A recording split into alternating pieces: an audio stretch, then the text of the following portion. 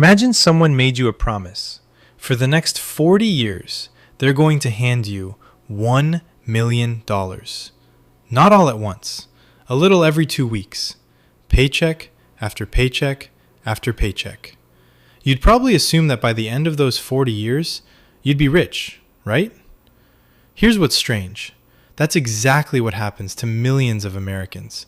Over the course of a normal career, most people will earn well over $1 million.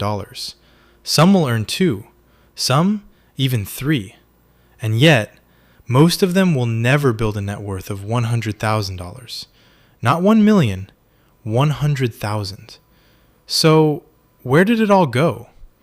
Because the money didn't disappear overnight, it disappeared little by little. One paycheck, one raise, one purchase at a time, without most people ever realizing it was happening. And once you see where it goes, you'll start noticing it everywhere. But before we jump in, I'm Jake. On this channel, we explore the psychology behind money, wealth, and the financial decisions that quietly shape our lives. If that's something you're into, consider subscribing. Now, let's follow one paycheck. Friday afternoon, Jake's phone buzzes, plus $2,184.63. For a second, he just stares at it. It feels like progress. Maybe this month will finally be different. Then, another notification. Rent. Another. Car insurance. Another. Internet. Phone bill. Electricity. Groceries. A streaming service he forgot he was even paying for. By the end of the weekend, more than half his paycheck has already disappeared. And here's the strange part. Nothing on that list looks irresponsible. Jake isn't buying yachts. He isn't gambling. He isn't blowing thousands of dollars on designer clothes. He's just living. That's why this is so dangerous. Most people don't lose their first $100,000 on one terrible decision. They lose it, one perfectly reasonable decision at a time. Nobody wakes up and says, "Today, I'm going to make sure I never build wealth." Instead, they rent the apartment that's just a little nicer. Upgrade the car because the old one keeps making weird noises. Order dinner because work was exhausting. Pay for convenience. Pay for comfort. Pay for things that seem completely justified. No single purchase changes Jake's future. That's exactly why he never questions any of them. One by one, those decisions quietly create a life where every future paycheck already has somewhere to go before it even arrives. Eventually, Jake reaches the same conclusion millions of people reach. I don't have a spending problem. I have an income problem. So, he starts chasing a raise, convinced that one bigger paycheck will finally solve everything. And eventually, he gets it. A few weeks later, Jake gets called into his manager's office. For a split second, he assumes he's in trouble. Instead, it's a promotion, a bigger title, a bigger paycheck, $15,000 more a year. Jake walks out grinning. This is it. This is the raise that's finally going to change everything. The first paycheck feels incredible. His checking account has more money in it than he's ever seen before. For the first time in years, he isn't doing math in his head every time he buys groceries. He finally has breathing room. Then, something funny happens. 3 months ago, Jake loved his apartment. Now, all he notices is what it doesn't have. The kitchen feels small. The bedroom feels cramped. The neighbors are a little too loud. He isn't miserable. He's just ready for an upgrade. So he moves. Not somewhere extravagant, just somewhere a little nicer. A few months later, his car starts making that noise again. He could fix it. It wouldn't even cost that much. But he's making good money now. He's worked hard. Why keep driving something that constantly needs repairs? So he upgrades. Not a sports car, not anything flashy, just something reliable. Something that feels like it matches the life he's built. Then work gets busier. Cooking every night becomes exhausting. So dinner becomes takeout. Not every night, just often enough that he stops noticing. A better gym, a few more subscriptions, nicer clothes for work, weekend trips that seem completely reasonable. None of these decisions feel reckless. In fact, they all feel responsible. That's what makes this so dangerous. Jake never sat down and decided, I'm going to spend every dollar of my raise. He didn't have to. The decisions made perfect sense, one at a time. Then, one evening, almost a year later, Jake looks at his bank account. He's earning $15,000 more than he was last year, but somehow, there's still almost nothing left at the end of the month. The raise disappeared, not into one giant purchase, into 100 tiny ones. And here's the part almost nobody realizes. The moment your income goes up, the world starts trying to spend it for you. Your landlord knows, car dealerships know, restaurants know, advertisers definitely know. Every company you interact with understands one simple truth. If you make more, there's a good chance you'll spend more. The trick isn't convincing you to buy one expensive thing. It's convincing you to slowly redefine what normal looks like. Jake thought the raise would move him closer to $100,000. Instead, it quietly moved the finish line. And the next trap is even more convincing. Because it doesn't ask, can you afford it? It asks, can you afford the payment? Jake tells himself something that sounds completely reasonable. As long as I can afford the payment, not the price, the payment. And the second he starts thinking that way, everything changes. A new phone? Only $40 a month. A nicer couch? $79 a month. The car he's been looking at? Just another $200 a month. Have you noticed something? Nobody talks about the actual price anymore, just the monthly payment. Because monthly payments have a funny way of making expensive things feel cheap. One Saturday, Jake stops by a dealership. He's not planning on buying anything. He's just looking. A salesman walks over, smiles, and asks one simple question. What monthly payment are you hoping to stay under? Not how much do you want to spend? Jake thinks for a second. Maybe $400? The salesman nods. I think we can make that work. An hour later, Jake drives home in a brand new car.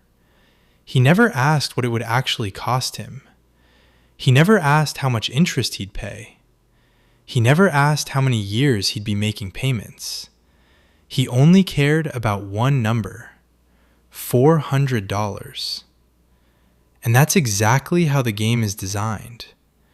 Because imagine if the salesman had asked, would you like to spend $40,000 today? Most people would laugh and walk away. But would you like to spend $400 a month? That feels manageable. Now zoom out. Jake still has rent. Now he has a car payment. His phone has a payment. His furniture has a payment. His credit card has a minimum payment. One by one, pieces of tomorrow's paycheck have already been promised to someone else. And here's the part that finally clicks for Jake. He doesn't own more of his life than he did before. He owns less. Because every payment he signs up for quietly steals a little freedom from future Jake. The paycheck hasn't even arrived yet, and it's already spoken for. That's when Jake realizes something. The biggest threat to his first $100,000 was never one expensive purchase. It was turning every purchase into a permanent obligation. And that's when he makes the mistake millions of people make. He says the 4 most expensive words in personal finance. I'll invest later. Not because he doesn't believe in investing. Not because he thinks it's a bad idea.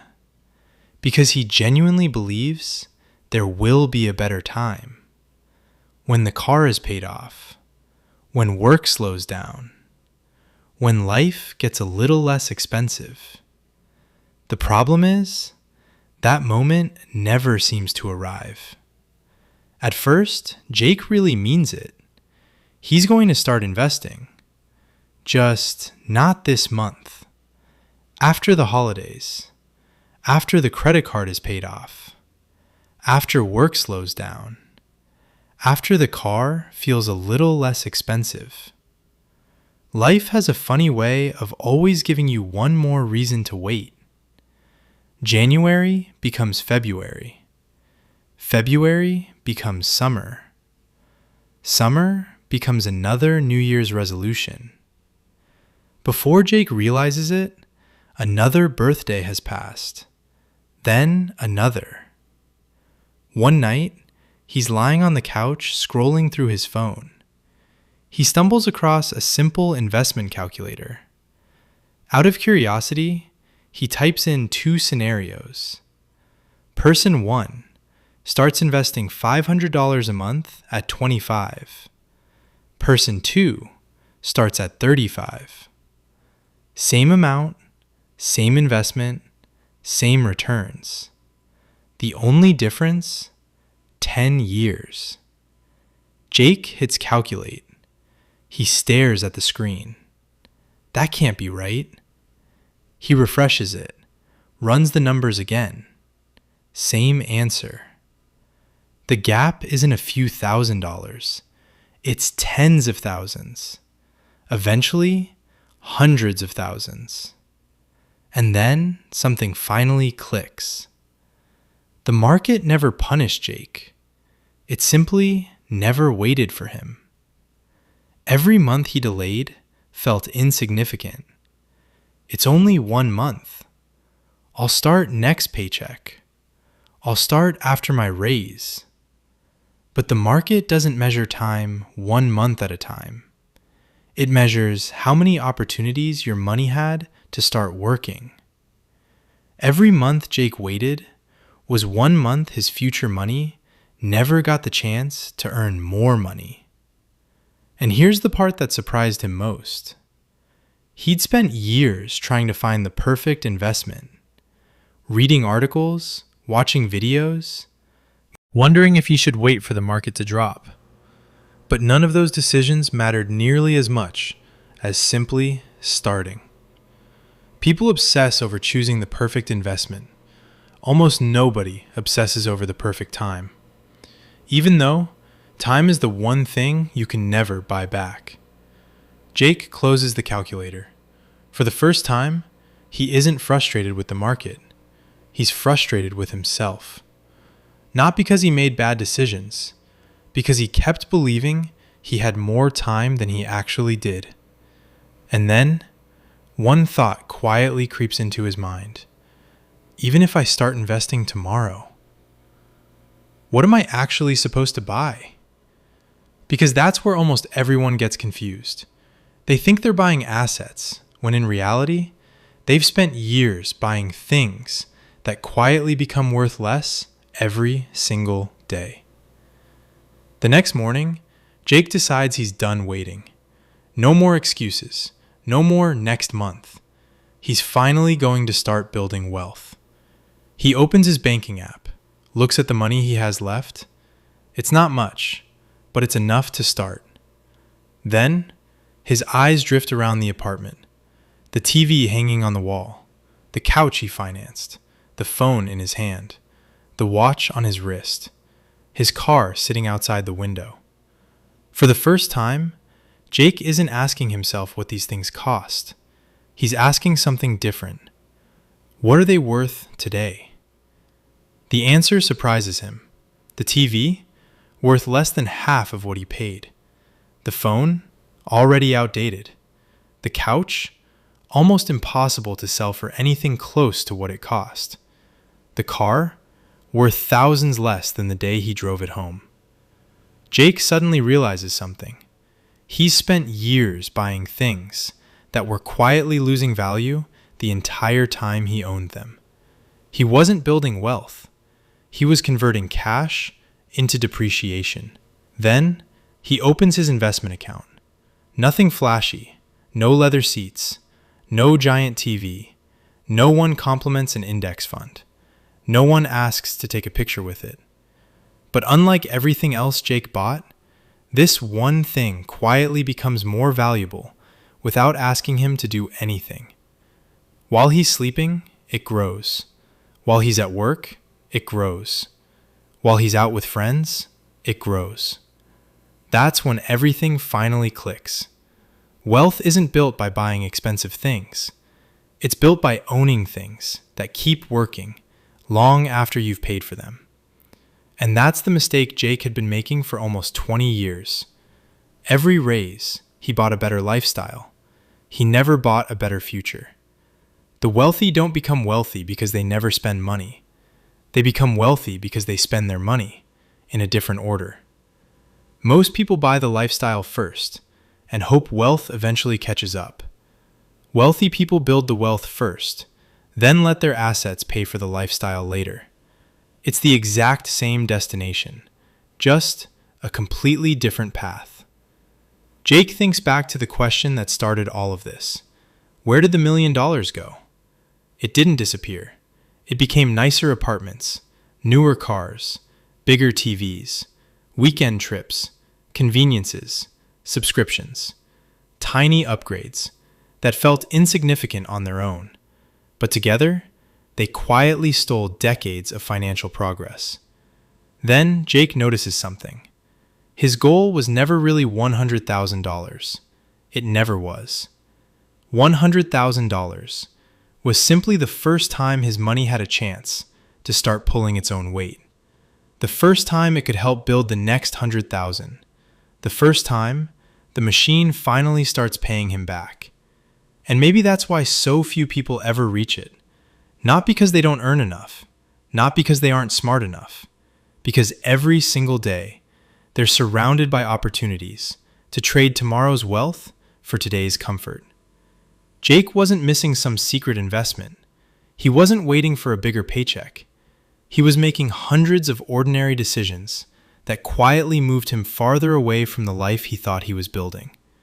Maybe that's the real lesson. The hardest part about reaching your first $100,000 isn't learning how to invest. It's learning to recognize the hundreds of tiny decisions trying to keep you from ever getting there. A few months later, Friday afternoon, Jake's phone buzzes again, plus $2,184.63. The same paycheck, the same amount of money. Nothing about it looks different. But this time, Jake sees it differently. Instead of asking, "What can I afford?" he asks, "What can this become?" A little goes toward rent, a little toward groceries, a little toward bills. But before anything else, a piece of that paycheck quietly leaves his checking account and lands in an investment account. Jake never even sees it. That's the point. Because for the first time, he isn't waiting to have money left over. He's paying his future first and letting his present adjust around it. The funny thing is, his life doesn't suddenly look different. He's still driving the same car, still living in the same apartment, still packing lunch most days. If you walk past Jake on the street, you'd never guess anything had changed. But underneath the surface, everything had. Because the goal was never to look wealthy. The goal was to become wealthy. Slowly, quietly, almost invisibly. And then, years later, Jake opens his investment account again. 6 figures. $100,000. He smiles.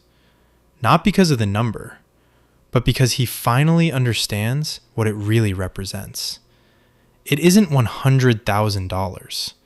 It's thousands of tiny decisions made correctly. Hundreds of moments where he chose tomorrow over today. The first $100,000 was never built the day he reached it. It was built every ordinary Friday afternoon when nobody was watching. And maybe that's why most people never get there. Not because they aren't capable, because the decisions that build wealth rarely feel important when you're making them. Until one day, you look back and realize they changed everything.